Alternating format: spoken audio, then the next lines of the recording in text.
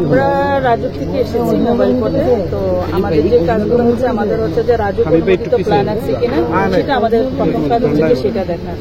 আমরা যখন ভবনে আসলাম, যারা যখনই কোনো নতুন নির্মাণাধীন ভবনের সামনে একটা সাইনবোর্ড থাকে, ওই সাইনবোর্ডে একটা গ্লান্সে দেখা যায় যে ওই ভবনটা হচ্ছে যে কোথা থেকে রাজুক থেকে সার নিয়েছে কিনা, ঠিকাদারি প্রতিষ্ঠানকে, মালিককে, তারপরে কয়তলা বিশিষ্ট ভবন, ওগুলো সবগুলোই থাকে ওই সাইনবোর্ডে। কিন্তু আমরা সেটা দেখতে পাইনি।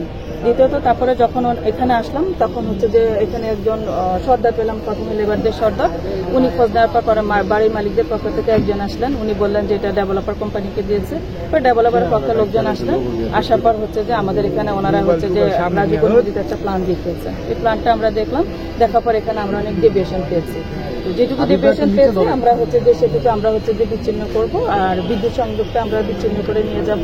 আর ওনারা যেহেতু ডেভিয়েশন করেছেন সেজন্য ওনাদেরকে 1 লক্ষ টাকা জরিমানা করা হয়েছে। যেগুলো হচ্ছে যে আমরা রাজুক থেকে আমাদের সবসময় মোবাইল কোর্টের অভিযান অব্যাহত আছে। যখনই আমরা এরকম নির্মাণাধীন ভবন, আমাদের ইন্সপেক্টরও সবসময় পরিদর্শন করছেন। যেখানে আছে আমরা হচ্ছে যে প্ল্যান অনুযায়ী আমরা এক এক দিন এক এক এরিয়ায় গিয়ে যখনই আমরা ব্যবসায় দেখছি সেখানে আমরা মোবাইল কোর্ট পরিচালনা করছি।